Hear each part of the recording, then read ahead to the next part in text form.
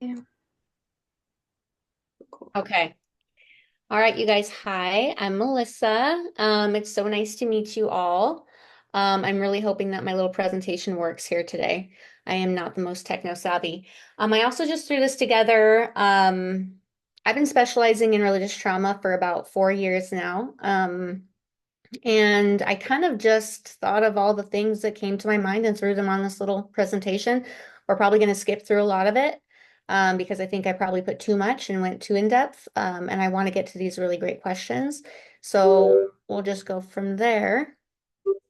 Uh-oh, it's not letting me go to the next slide. Let's see.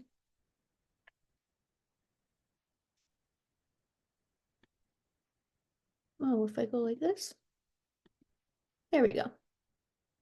All right, so what is religious trauma? And see if I can put this down. Okay, religious trauma is this is just my little definition that I've put together over the years with the combination of my favorite definitions of trauma. And religious trauma is a very niche thing that compared to other experiences in the therapy world, there's not as much information about. So I like to have my own definition, and that's what you're going to get today. So, an unbearable emotional experience directly interwoven with your relationship to religion or spirituality that lacks a relational home and blocks love and connection to self. So, some of the greatest thinkers in trauma kind of put it all together, and you'll notice that it is directly interwoven with your relationship to religion or spirituality. And I want to emphasize today, this is not just about religion, it's also other types of like spiritual communities where I see a lot of this as well. All right, so there's a lot of cool examples of religious trauma and spiritual abuse, and I'm seeing a typo in the media. And I'm not going to go through all of these, but one that a few that are a big deal right now, at least in my world, I see a lot of people recovering from spiritual abuse within the LDS community because I live here in Gilbert and I engage a lot with that world. So Ruby Frankie and the Eight Passengers story, her daughter, Sherry Frankie, just came out with the book. It's a great read, and it's basically all about spiritual abuse. I can also send these slides out, and you guys can look at these other examples of spiritual abuse and religious trauma. All right, so here are some common symptoms of religious trauma. There's a lot of sexual shame, scrupulosity. We'll talk more about that soon. If we don't know what that means, we'll talk more about it. Perfectionism, saint or sinner identification and trauma responses, fear and superstition, rumination, and isolation. All right. Factors that influence religious trauma. Your attachment to your primary caretakers, relationship to the religion and identity, high control systems versus healthy systems, fear-based theology or doctrine. All right, here are many common misconceptions about religious trauma. One is that it's not real. Another is that it's unethical to address religious issues on the couch, right, in our therapy rooms. Another is that since religion is mostly beneficial to mental health, addressing this issue should be avoided. That's also a myth. Religious trauma and spiritual abuse only happen in high demand and high control religions. People who speak out about institutionalized spiritual abuse are anti-religion. This is also a myth. Focusing on clients' negative religious experiences is not productive. If I am a personally religious therapist, I cannot support clients who have experienced religious trauma, and you have to specialize in religious trauma to address it at all with clients. Those are all myths. Okay, so some of the questions that had come up before were regarding faith transitions. We are going to talk a little bit about faith transitions and religious trauma. Religious trauma and faith transitions are not the same thing. Many who have experienced religious trauma end up experiencing a more extreme faith transition, however. Faith transition is a developmentally appropriate experience when an individual shifts from their original religious or spiritual model of belief. And that shift happens within their religious context, and sometimes it moves them out of their religious context. James Fowler's Stages of Faith addresses this, and we're going to talk a little bit about that here. One of the slides coming up. This is just a really brief overview of James Fowler's work, that faith transitions are developmentally appropriate. These are the 6 stages of James Fowler's research. The first stage is intuitive projective, which is where reality and fantasy kind of mix. That's when you're very, very little one. Stage 2 is mythical literal. This is a very literal understanding of whatever spiritual or religious tradition you're taught. So like think about elementary school kids kind of taking everything literally that they learn. Stage 3 is where a lot of people stay. This is a synthetic conventional space where we rely heavily on groupthink and conformity. Now, stage 4 is where a lot of people hit that difficult point where you're going to have them come to therapy and really be struggling. This is where they kind of individuate and reflect. They start to question and they kind of figure out how they feel about things versus what's presented to them. In stages 5 and 6, this is where the reason why it's called universal is because in this stage, people are able to identify truth in like many different religious constructs. They're able to identify truth in the earlier stages of their own process, and they're able to hold space for mystery and for the paradoxes in life. All right. Spiritual abuse is a form of psychological and emotional abuse that occurs when someone uses religion, faith, or spiritual practices to exert power, control, or manipulation over others. It's often involves the misuse of authority, scripture, or religious teachings to dominate, exploit, or oppress individuals, leading to harm in their spiritual, emotional, and mental well-being and experience. Spiritual abuse often intersects with religious trauma, and it's essential for therapists to approach clients with sensitivity, validation, and understanding for the profound impact these experiences do have. Here are just some examples of spiritual abuse: control and manipulation, shaming and guilt, isolation, exploitation, distortion of religious teachings. And there's a few examples here. One example is a religious leader claiming they speak for God regarding what their followers should be doing. Another example is parents using scripture to justify the emotional or physical abuse of children. A high control religion or cult suggesting or requiring members to cut off their non-believing family. Those are just some examples. All right, Margaret Singer is another great thinker. She has this continuum of influence, which I think is really great. When you're working with a client, you're trying to figure out kind of what's gone on in terms of the high control groups that they're in.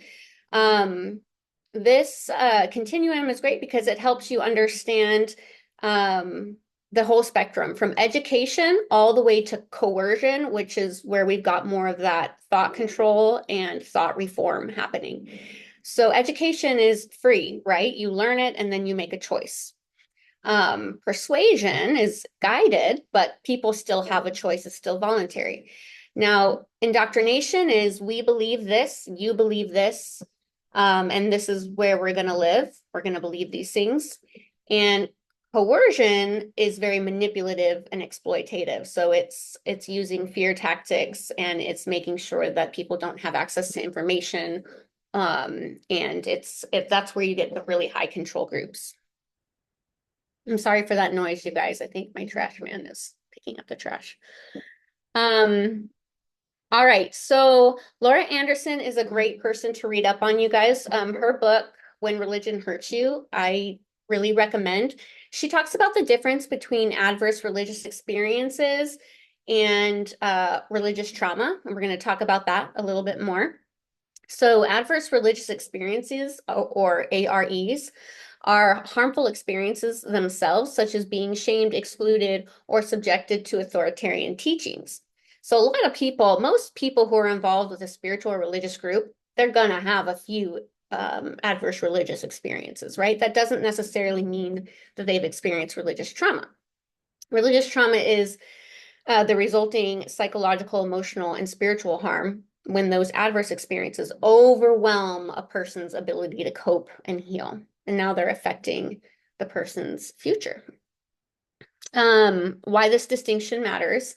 Not everyone exposed to adverse religious experiences will develop religious trauma. Recognizing this distinction allows therapists to validate the varying levels of distress and avoid pathologizing every religious struggle while still addressing severe harm when trauma does occur. It's really important when you're working with diverse religious or spiritual backgrounds, and it helps us identify and validate the whole spectrum of harm while tailoring interventions to meet individual needs. Here's some important terms to know in the world of religious trauma or spiritual abuse. Spiritual bypass is something that happens when we are so focused on one point of doctrine that really important relational or attachment or like self-development isn't happening because of that bypass. It's basically just think of, walking past something that's very developmentally important because the end goal is in mind, and that will create all kinds of chaos and trauma. Cognitive dissonance is something that happens when what we feel is right in our heart doesn't align with what's happening around us in a situation like this, or what we maybe even know logically isn't aligning with maybe something that a charismatic leader is presenting. But there's that push to conform because of that level 3 moving into level 4 of James Fowler's stages. There's going to be a lot of cognitive dissonance. Community reinforcement is very important as well. We are social creatures. We need each other. And so we need the reinforcement of our community. And that can work really well for us. And that can also really hurt us depending on what community we're involved with, right? And if that community is protective and is good for our mental health. And then scrupulosity is a really important term. This is it's a type of OCD. It's like a vein of OCD that happens when someone feels very, very fearful, when those anxiety kind of, but like it kind of gets into the more of like the compulsive confessing, the rumination, the heavy rumination about doing something wrong and displeasing God, and a lot of like existential fear with that type of OCD that I see a lot. These are my favorite modalities for treating religious trauma.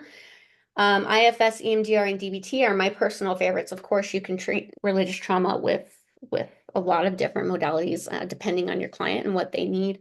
I think a lot of the questions that we got at the beginning of the presentation, I'm going to be answering with like IFS answers because it has been my favorite way to treat religious trauma. And I'm so jealous of Ellie because I am not certified in IFS. I've just taken multiple trainings, but hopefully one day soon I'll be able to get certified in that. But I use it every single day. All right, so I'm going to move into the questions and see if I can, see you guys again. Okay, what just happened? Can you guys still see me, Ellie? Yep, I can still see you. Can you see us? Yeah, what's in the background? Is there anything in the background? Nope, it's just a black background. Black background, interesting. Okay. All right, so let's pause and let's see if you guys have any more questions after what I've talked about, and then I'm going to go ahead and just start addressing the questions that we talked about at the beginning.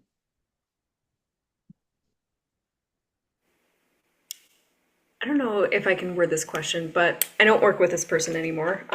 It was in a previous place that I worked with, but just curious how you might address them, like the moment where, like, oh gosh, I bet you use IFS. A part of them knows that what they experienced was trauma, and then when they're saying it out loud in session, there's the other part of them that's like, wait a minute, what I'm doing with you right now is going to lead to the end of the world, and this is how this all starts because this is what I was taught. What might you do there, if that makes sense? Oh, yes. I mean, I think that making sure that a person who has experienced this type of just this lack of self-trust and this fear is going to be to make sure that they have the power and authority in the room. You do not want to push them further than they're ready. And honestly, we have to check our own goals for the session and meet that client where they are in terms of their the way that they're conceptualizing their religion and go ahead and address that fear. You know, don't be afraid to say, okay, like this seems like it's really scary and I understand, like, do you want to talk about why it's really scary? And sometimes they may want to, and they'll just like, oh, thank goodness you asked that question. And other times, like, that's going to be a scary question, and that's going to feel like it's too much, and that might make you unsafe. That's why when we're doing this work, we really have to check our own bias and make sure that we're doing our own work, especially if we have any, you know, religious trauma or, you know, processing our own stuff. But yeah, we can't push them farther than they want to go. We have to be very person-centered in this work.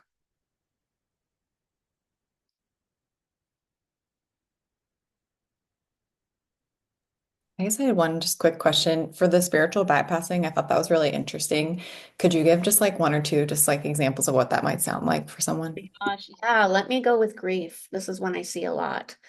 Really heavy spiritual bypass that I see a lot is when someone passes away and the answer is, well, my religious doctrine says A, B, and C. We're going to see them again. All is well. In fact, let's make sure the funeral is just focused on Christ, right? Or just focused on whatever their doctrine is.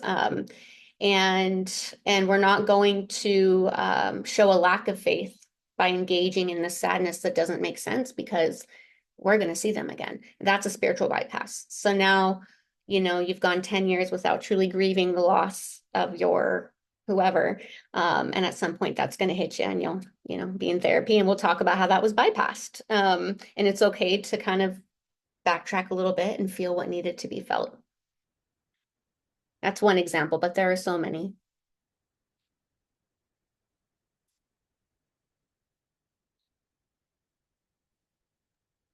I'm curious because you mentioned that IFS is kind of one of your favorite ways to treat it. What would that look like? Just can you give an example of how you Yeah. would address it?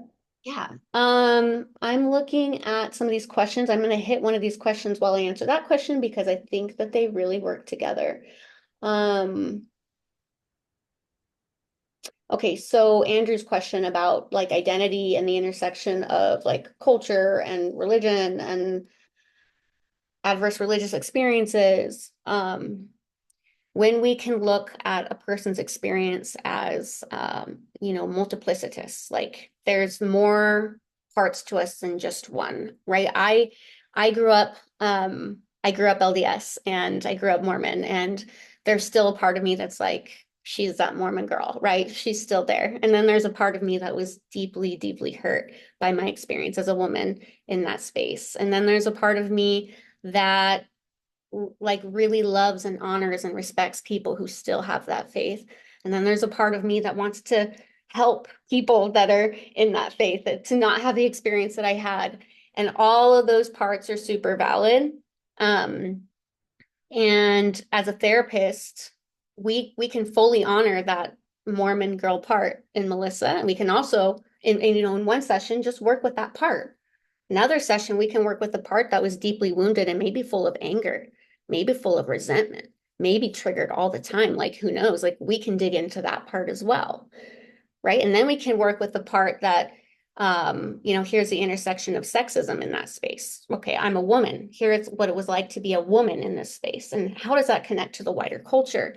And so we can honor all of these parts, even if they are kind of like really polarized, like the part that really honors and understands people who are still within that faith. And we can lean into that part. And they don't have to cancel each other out. They're all allowed. There's space for all of those parts. And that can really diffuse some of just like that internal polarization, which is really hard.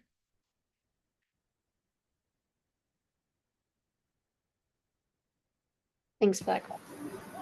Melissa, on that note, a lot of the clients that come to mind for me are specifically men. Many of them have been, if not leaders, at least like strong, involved members of the religious communities. Of the guys that I'm thinking of, less prone to or less subjected to trauma per se, but a lot of adverse religious experiences. And I think one of the things that I find myself, that I encounter a lot and find myself tempted to engage in my own wrestling and battling is the hyper intellectualization, where I have a lot of guys that are able to recognize emotional hurt. They're able to hold the tension internally that there's something, whether it's toxic or harmful in these experiences, and yet this really, really strong intellectual cognitive protector that says, but I have to believe these things, and I'm not able to let go of that. So speaking from your parts world, I'm curious how you approach those situations. I have one client coming to mind.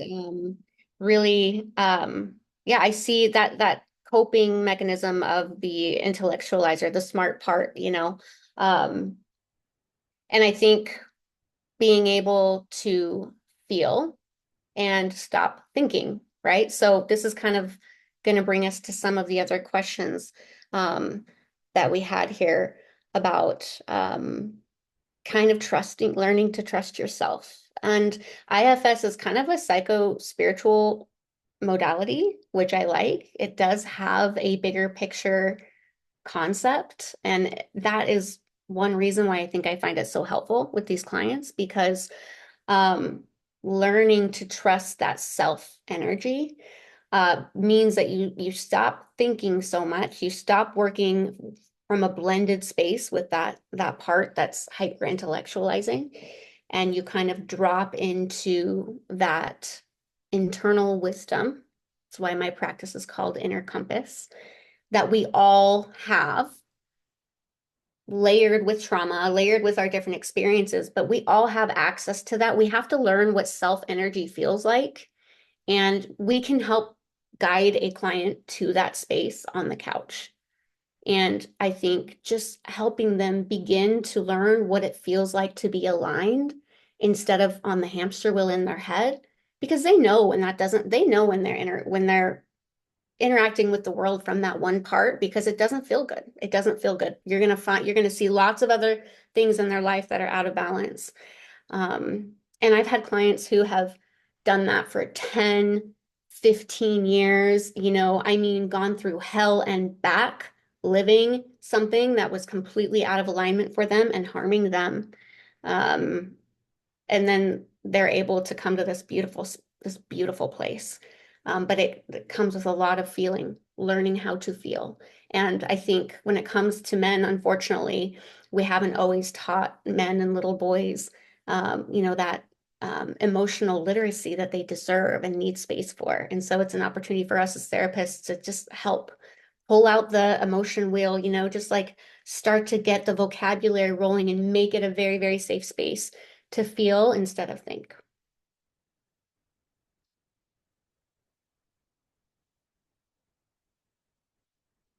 Thanks for that question. I don't know that I have a question, but it's kind of a statement, and I'm wondering if anyone else's mind went here. I have a lot of clients who are struggling, with the politics and have family members that are very entrenched in the Trump, thing. And so I just think that this is really the work that you do is so important, but I also am pulling out some things that I think can really be helpful for clients who are trying to figure out what their dynamic, what they want out of this dynamic with this person, and navigating that whole thing now. My mind kind of kept going to oh, I can help them. I can use some of these principles to help them understand maybe where this person in their life, where their mind is and like how they got there. So that's where my mind went, but That's beautiful. it's Yeah, a whole thing. that's beautiful. If you look at James Fowler's Stages of Faith and you relate that to the kind of polarized political environment that we're in, I think you could probably find that very useful for those sessions. Very Yeah, useful to it's help build interesting. discussion. Yeah. Any other questions coming up before I hit the ones that we talked about in the beginning?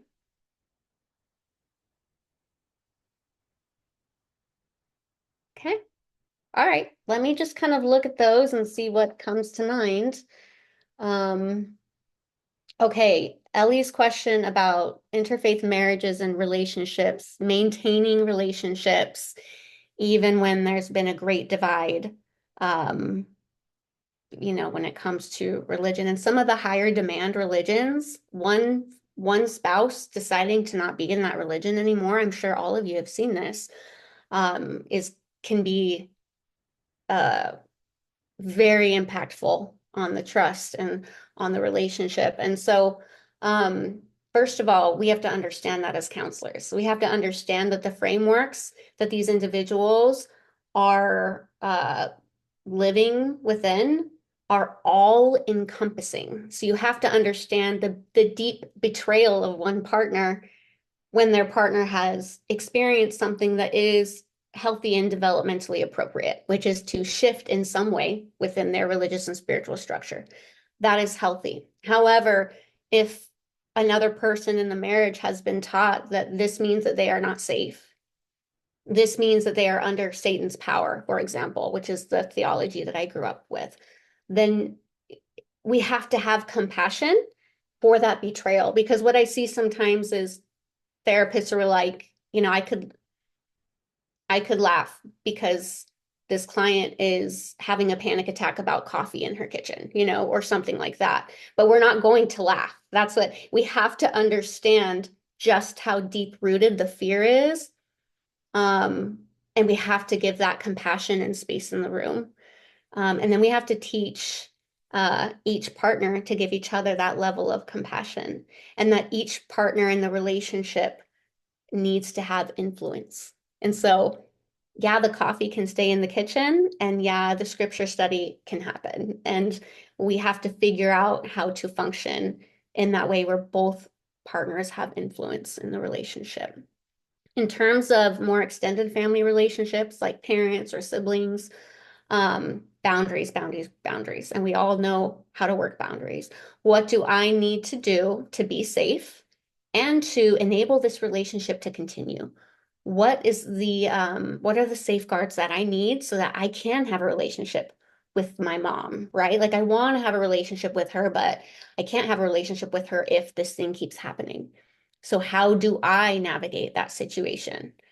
Um, and you know how boundaries work, that we need to figure out what we need to do to be safe rather than trying to control those around us, because that will not work in this context. That will create all kinds of issues. Learning to work with boundary pushers, people who will push every boundary, and helping our clients understand how to hold your boundaries and how to navigate that is also really important in this work. Any questions about that one, or like experiences that you've had, or anything that anyone wants to share here?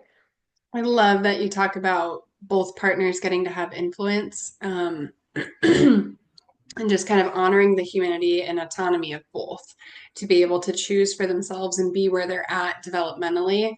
Um, but yeah, I can just appreciate the struggle and how hard it is that there's almost like a lack of spiritual intimacy, where like we once were so aligned and on the same page, and decision making was easier, and there's shared meaning and purpose.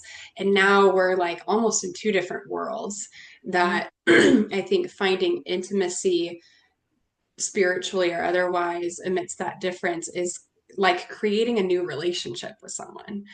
And I think that is not something that I saw until like working with some clients navigating that. But the nugget that I'm pulling from this is, yeah, the shared influence there is important there. Yeah. Thank you for that, Ellie. Sorry, was someone else going to say something? I really, really like, Ellie, how you brought up spiritual intimacy and just addressing that head on. Like that's what's taken a hit here is the spiritual intimacy. So how can we kind of reconstruct something? How can we reconstruct something that works for us that's brand new? And that is how these relationships, if they're going to continue, they feel like 2.0. As a therapist, I feel like they're creating, 2.0 of the relationship, a whole new chapter. So, okay. Oh, Lindsay's question. This was really interesting. Do people come to therapy for religious trauma, or is this something that like we start therapy and then I'm like, whoa, you have some serious religious trauma going on, right?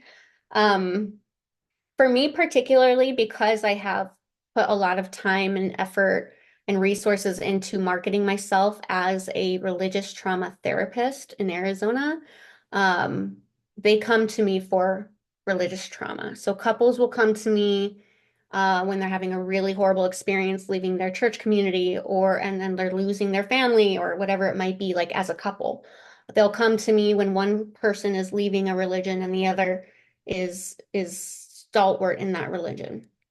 They'll come to me when they are marginalized people who feel drawn to this religion yet are experiencing all of this dissonance in that space and want to figure out how to be healthy and how to stay aligned while being spiritually engaged.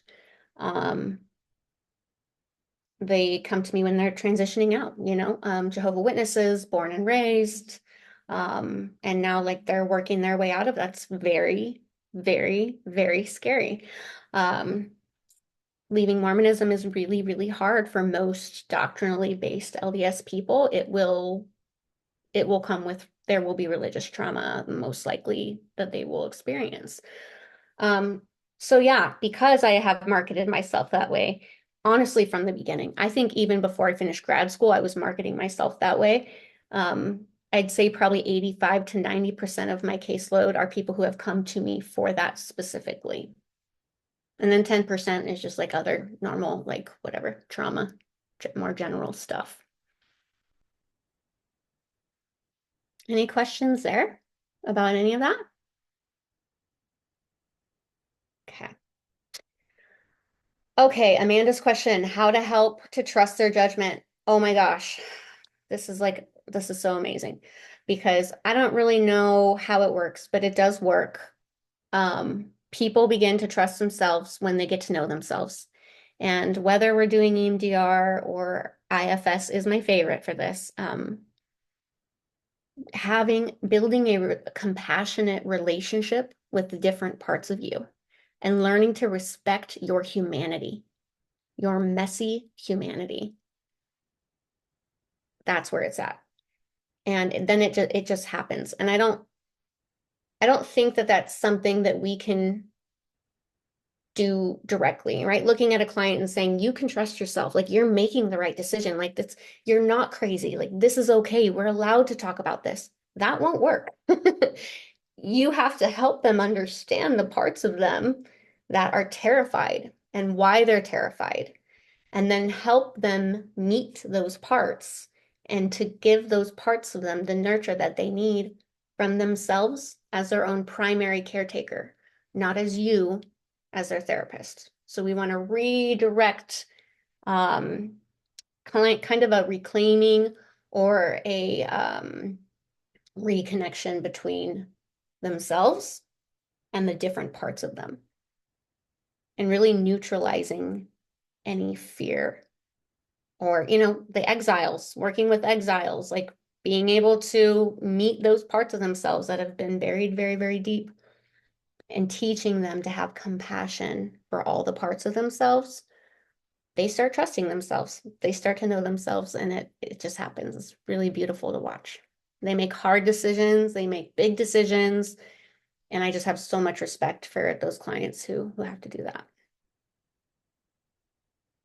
Amanda, did that answer your question? Is there anything else that you wanted to ask there or clarify? Yeah, no, I mean it's spot on with complex trauma too, that really learning their own internal experience and getting in tune with that. So yeah, that was a perfect way to say it. Yeah, and one thing that me and a few other therapist friends were just talking about who treat religious trauma is most religious trauma that is like lifelong situation, born and raised kind of thing. Most of it is complex and developmental. So I'm sure you see a lot of that and you will continue. Um, help them trust again. Okay, so help them trust again others and self. I think kind of for this question, Shannon, um, going back to this, for me personally, I would use IFS probably. Um, and I think it's really fair to help people understand the people around them as well. I think it's a productive therapy session to talk about, why was your mother not able to hug you, but rather just sit down and say a prayer with you, right? Like, why was that her safety? I do feel that some therapists would disagree with me, but I do feel that at some point in the treatment, not right off the bat, but at some point in their treatment, understanding why their legacy burdens, their kind of generational trauma exists, can create a level of acceptance. And then we can figure out what boundaries we need. We can accept them and we can figure out what boundaries we need. We can accept why they did this to us, why they didn't do what we needed them to do. And then we can move forward in that relationship being more accepting. So I do think that at some point it's okay to talk about, well, why was your mom like that? Why was your dad like that? What did that religious institution mean to them? Right? And what we'll usually find is beautiful intentions and really harmful impact. But that's much easier to understand, and to heal from, understanding the beautiful intentions and the harmful impact, and then prioritizing in that session, how did this impact you? And we're going to talk about that primarily. It's also good to understand why this happened. I think those are all the questions. Did I miss any questions? I think you got it all. That's great. Yeah. I agree with you on your last point about I think when we can practice compassion or empathy for someone else, I think it does us good because it helps to separate why they did what they did wasn't maybe because I didn't deserve a hug or wasn't because I wasn't lovable enough, but was they're caught up in their own thing, perhaps. Yeah, totally. So, as we have just a few minutes left, Melissa, can you share with us about how people can get connected to you? What different offerings you have if someone wants to dive deeper into this work, like personally or professionally? How can people find you? Yeah, okay. So you can email me at melissa@innercompasscounseling.com. There's a contact form through my website. I'm on social media. I'll shoot Ellie an email with all of all of the handles and things. I'd love to interact with you guys. Some of you I've already been interacting with on socials and things, but if we don't have that connection, I would love to build that with you. I do offer a number of experiences for clinicians. So besides just doing my work in religious trauma, I also host like a quarterly coffee meetup for therapists who want to just, bring your favorite book on religious trauma. Let's talk about it. Let's learn about it together. We usually have maybe 7 or 8 clinicians show up. We just drink coffee and chit chat about the different things and kind of connect. I also offer consultation for clinicians who are trying to just understand, especially here in Gilbert, Queen Creek, Santan Valley, Mesa. This is historically a very religious, valley with rich heritage and a lot of trauma, a lot of like legacy burdens and things, and those are part of our community. And so a lot of therapists you guys are all going to see some of these things. And so I do offer one-on-one just consultations for clinicians as well. I do run groups as well. So if you have a client who's like, for example, a young mother who doesn't have a lot of contact with people, but she's processing, deconstructing her high demand religion or high control religion or leaving it, those groups can be a great space to just kind of have connection. But yeah, I'm also very curious to be able to reach out to you guys in your specialties. I love like ADHD for like adult ADHD. Like those are things I'm always looking for because I really do kind of just stay in my little lane. So yeah, please reach out to me as well. And do you have your faith transitions journal? I do. Yeah, I have a faith transition journal that is for sale on Amazon, and I'll shoot that link over to Ellie as well. It's really great if your client's like, I have this going on, but I really want to work on this grief that I have, but like this is part of it. Um, they can use that journal and it's going to basically walk them through just it's got prompts, I think probably 12 different prompts hitting kind of questions that are going to help them figure themselves out and navigate that what they're going through if they're coming out of a high demand or high control conservative religion. That's what that faith transition journal is going to be helpful for. Awesome. Well, thank you so much for sharing your time and wisdom with us. I know that I'm walking away with a couple good nuggets. And that one of the things that I love that you said in answering Amanda's question is that when you help someone get to know themselves, the trust naturally follows. And I think that that's just so well said. So thank you for sharing your time. I'm going to close it here in case anyone has a session they're running to after this, but I'll follow up with the email with the recording, Melissa's information, and some of the links to her offerings. But we'll meet next month, and Lindsay will be sharing with us next time. So thank you all for joining. I hope you have a great rest of your week. Bye, Bye, guys. guys.